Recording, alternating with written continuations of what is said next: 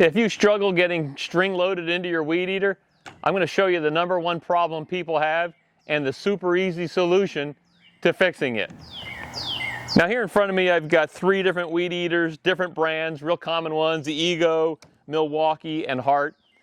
They're different, but the problem is the same, and many other weed eaters will be the same way.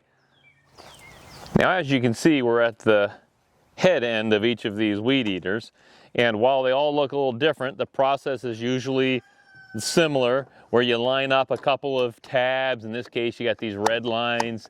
That one you line up the lines. This one you don't do anything.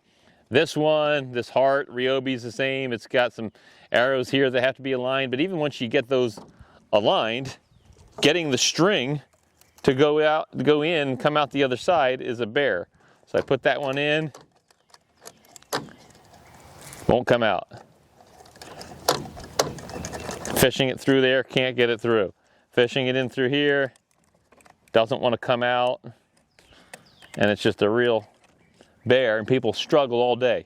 The problem is the end of this string is curved. What happens is this goes inside, it has to go through another hole that's halfway through, but before it gets to that hole, it has turned away. The solution: take your string and straighten it out so that it's nice and straight going in. In this case, you would just twist it a little bit to get that as straight as possible. In this case, I've straightened one. And I put this in.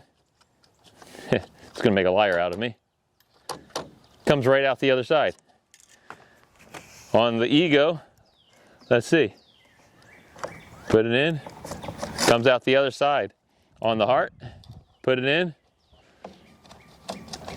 Comes out the other side. And there you have it. That's the trick to getting the string loaded into your weed eater. Then you just follow the instructions on how to wind it back in. Each brand's a little bit different. I hope that's helpful to you. If it was, hit that subscribe button, hit the like button. Thanks for watching.